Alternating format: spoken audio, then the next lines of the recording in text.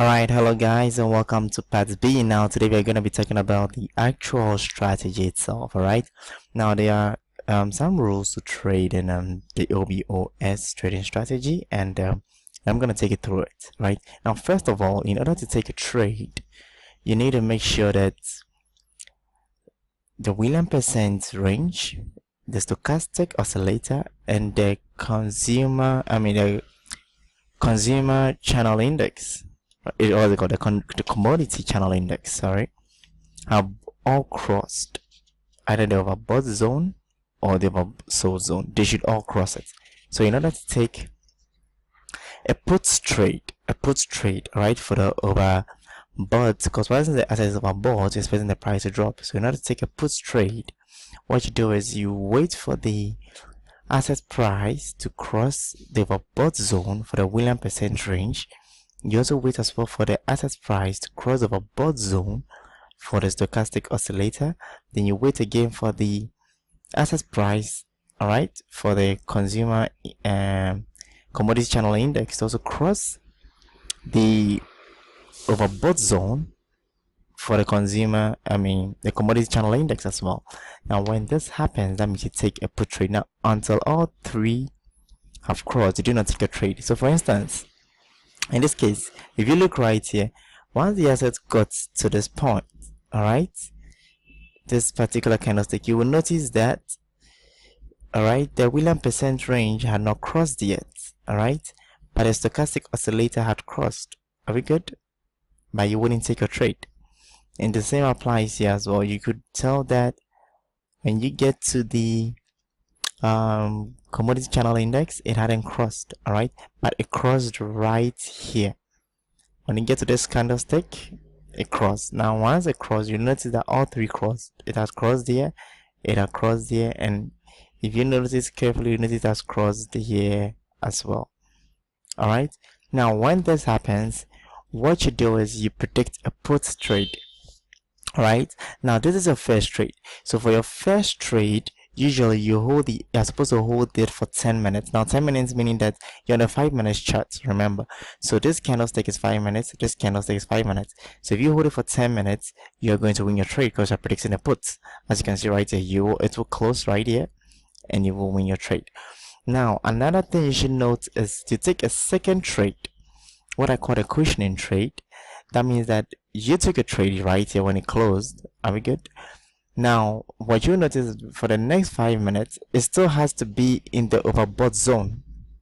To take the second cushioning trade, it needs to be in the overbought zone, and it has to be a bullish candlestick. All right, so now when you take that trade, you notice again it was still in the overbought zone. Right, when you even go to this candlestick, wait, the next candlestick, it was in the overbought zone right there. It was in the overbought zone right here, and again down here it was in the overbought zone, as you can see. Right now when this happens, all right, when you see it this way, forming another bullish candlestick, you're supposed to take the second trade. All right, you're supposed to take second trade. Now I call it cushioning because it means that the market has moved against your entry point, and if you take the trade this way, to cushion it with the second trade, that one you hold it for 5 minutes. All right, when you hold it for 5 minutes, you could, without the probability of you winning one and losing one is higher. So there's a probability of you winning the 5 minutes one and losing the 10 minutes one. If you're lucky enough, you can win both in both cases like this, and worst case scenario, you can lose both as well. All right, so let me go over those. So the rules are one. All right, you need to take a trade only when the assets, first for the overbought, take a put trade when the assets have all crossed the overbought signal, zone, enter the overbought zone. That's when you take a put trade. Now before you take a put trade, make sure the candlestick in question is bearish. It's bullish, sorry. It's bullish. It has to be bullish. If it's not bullish and you take the trade, you put yourself at more risk. So make sure it's bullish. All right, now if the next candlestick for the next 5 minutes, which closes, all right, also closes at closes and forms a bullish candlestick, that means it's moved against your entry point. So you're supposed to take the next trade and hold it for the next 5 minutes. All right, are we good? Now what I want you to do is what I want you to understand is, if for instance, okay, you take the trade, let's assume you take your 10 minutes trade right here, and the next candlestick that forms is a bearish candlestick. you are not supposed to take another trade to cushion it for the next 5 minutes. You're not supposed to take another trade to cushion it. Only take another trade if it is a bullish candlestick. If it's a bearish candlestick, do not take another trade. Are we good? Now what you do is you hold it for 10 minutes. All I'm saying is hold the first trade for 10 minutes and hold the second cushioning trade for 5 minutes. Are we good? Now what I'm also trying to point out is if you're taking a put trade and it gets the overbought oversold, the overbought zone, and you end up taking a put trade, let's assume you entered right here and you end up taking a put trade for the next 10 minutes, and the next candlestick that forms is a bearish candlestick like this one, do not take another trade. Just leave the trade for the maximum 10 minutes to expire before, I mean just leave it 10 minutes to expire. I get in the point. So do not cushion it if it forms a bearish candlestick. Alright, you take a bearish trade as well.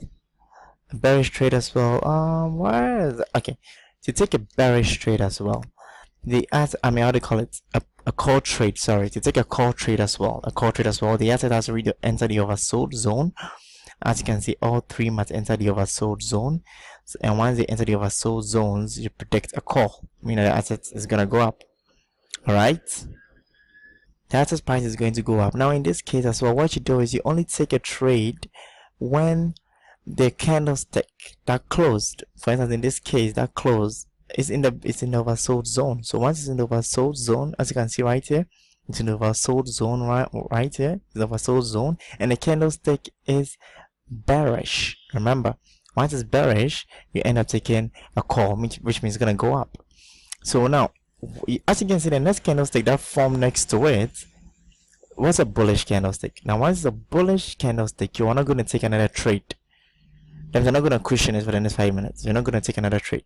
But assuming in this case, as you can see right here in this case, for instance, in this scenario, for instance, right, you take your, assuming you take a first trade, which is the bearish, and then the next one that forms as well is a bearish candlestick. That means that it has moved further below your point. So therefore, you're supposed to take the next trade and hold it for 5 minutes. You hold the first trade for 10 minutes and you hold the next trade for 5 minutes. Now in this case, like I said, with this scenario, you are likely to win one. You're likely to win the 5 minutes one and lose the 10 minutes one.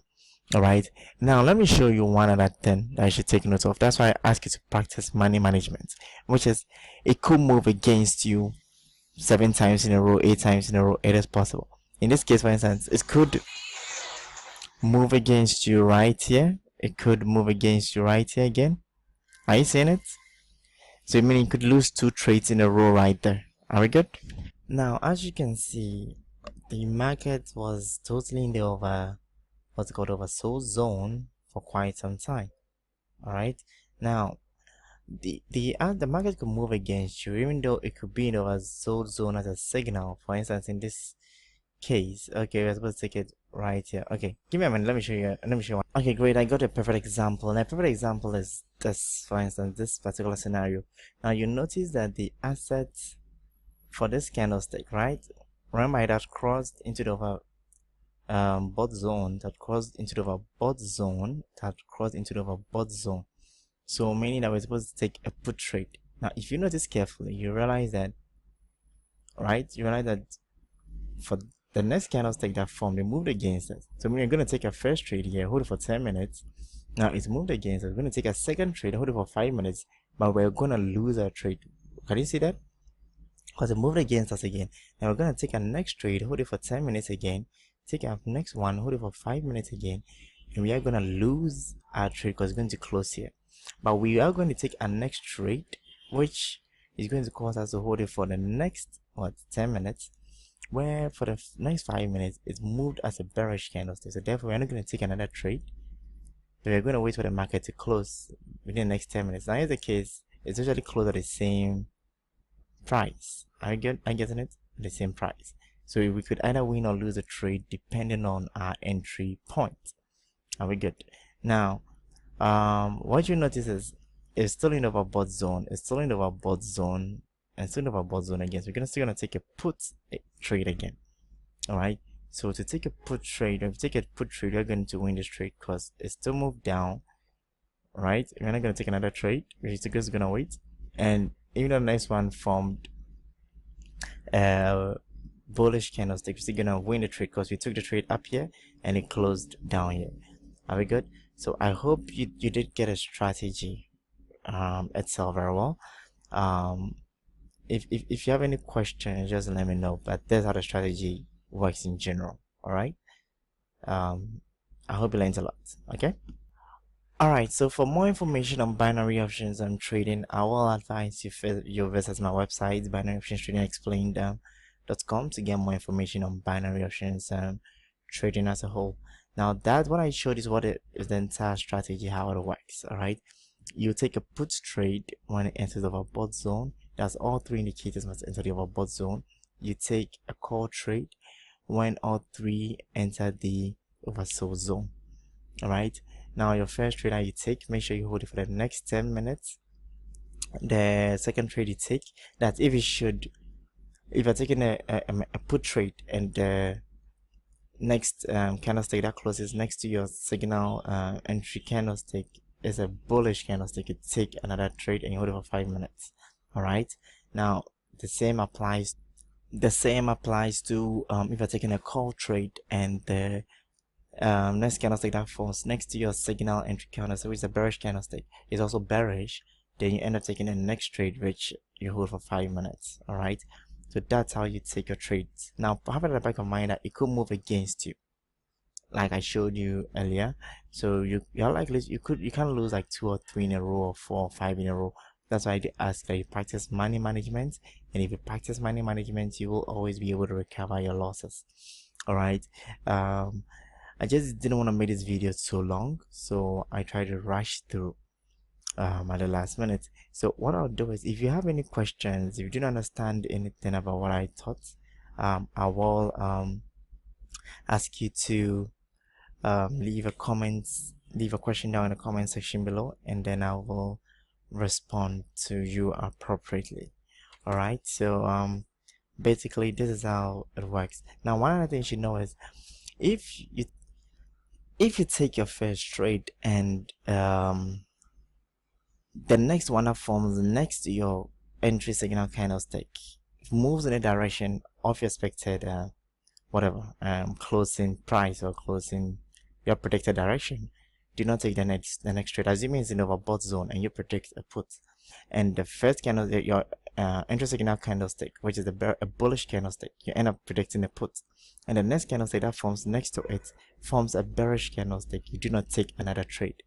The same applies if you're taking a call trade and your entry signal candlestick, which is a bearish candlestick, right, causes you to predict a call, and the next one that forms next to the bearish candlestick ends up becoming a bullish candlestick, you do not take another trade. You just leave it and hold it for the next 10 minutes and see what happens. All right, that's what you should know. Now the last thing you should know is go to your broker site when your signal candlestick, all right, the candlestick based on which you're gonna enter your signal is 5 seconds away from reaching its closing its closing time. All right, make sure you go to your broker's site 5 seconds away, and then make sure you enter the trade 5 seconds away. So assuming on your broker site is showing 10 hours 49 minutes and then 55 seconds, that's when you enter your trade. Do not enter when it's showing 11 hours 0 minutes 0 seconds. No, it doesn't work that way. So what you do is you enter 10, for instance, you enter 10 hours 49 minutes 55 seconds. All right, that's how you enter your trade, and then you go for the next 10 minutes, which will be obviously 11 o'clock, right? So that will be expiry time. So that's when you enter your trade, and that will be expiry time, right? So I hope you learned a lot. If you have any questions, just leave in the comment section below, and I will be glad to help you out. All right, I hope you learned a lot from this lesson. Until we meet again, take care and have a nice day.